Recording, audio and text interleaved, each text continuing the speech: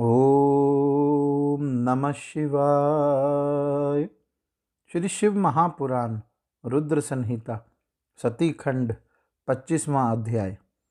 श्री राम बोले, देवी, प्राचीन काल में एक समय परम सृष्टा भगवान शंभु ने अपने परम धाम में विश्वकर्मा को बुलाकर उनके द्वारा अपनी गौशाला में एक विस्तृत तथा रमणीय भवन बनवाया और उसमें एक श्रेष्ठ सिंहासन का भी निर्माण कराया। उस सिंहासन पर भगवान शंकर ने विघ्न निवारणार्थ विश्वकर्मा द्वारा एक छत्र बनवाया, जो बहुत ही दिव्य, सदा के लिए अद्भुत और परम उत्तम था।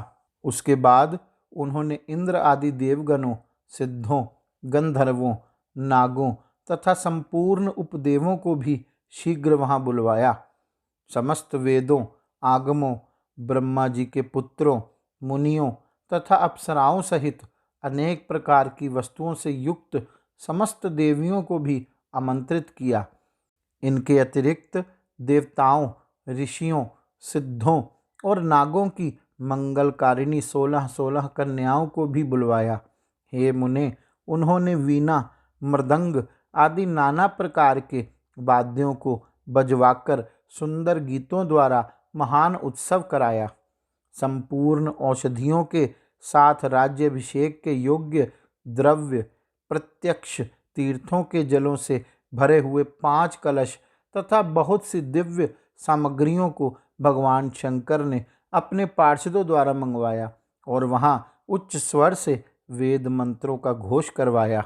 हे देवी, भगवान विष्णु की पूर्ण भक्ति से महेश्वर देव सदा प्रसन्न रहते हैं। इसलिए प्रसन्नचित्त होकर वैकुंठ धाम से श्री हरि को बुलाकर शुभ मुहूर्त में उन्हें श्रेष्ठ सिंहासन पर बैठाकर महादेव जी ने स्वयं ही प्रेम पूर्वक उन्हें सब प्रकार के आभूषणों से विभूषित किया। उनके मस्तक पर मनोहर मुकुट बांधकर और उत्सव मंगलाचार करके महेश्वर ने स्वयं ब्रह्मांड मंडप में श्री हरि का अभिषेक किया और उन्हें अपना वह सारा ऐश्वर्य प्रदान किया जो वे दूसरे को नहीं देते थे। तदंतर भक्तवत्सल स्वतंत्र शंभु ने श्री हरि का स्तवन किया। तत्पश्चात अपनी पराधीनता, भक्त परवशता को सर्वत्र प्रसिद्ध करते हुए लोककर्ता ब्रह्मा जी से कहा। महेश्वर बोले, लोकेश, आज से मेरी आज्ञा के अनुसार ये विष्णु हरि स्वयं मेरे वंदनीय हो गए। इस बात को सभी सुन लें।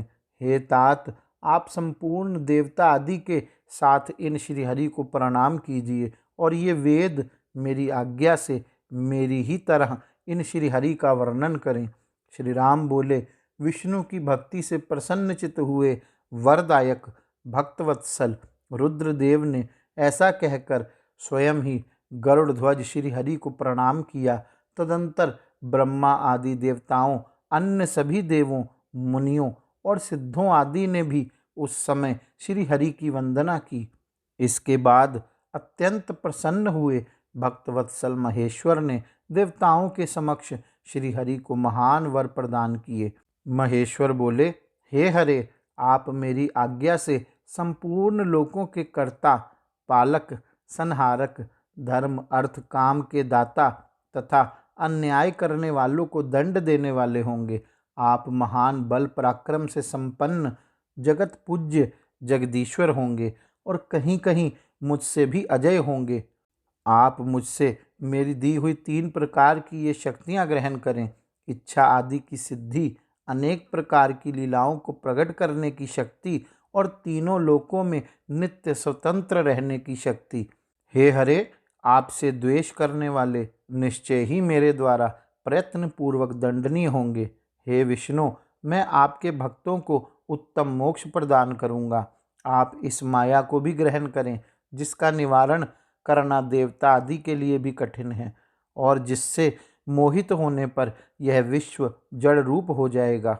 हरे, आप मेरी बाईं भुजा हैं और विधाता दाहिनी भुजा है। आप इन विधाता के भी उत्पादक और पालक होंगे। मेरे हृदय रूप जो रुद्र हैं वही मैं हूँ, इसमें संशय नहीं है। वे रुद्र आपके और ब्रह्मा आदि देवताओं के भी निश्चय ही पूज्य हैं।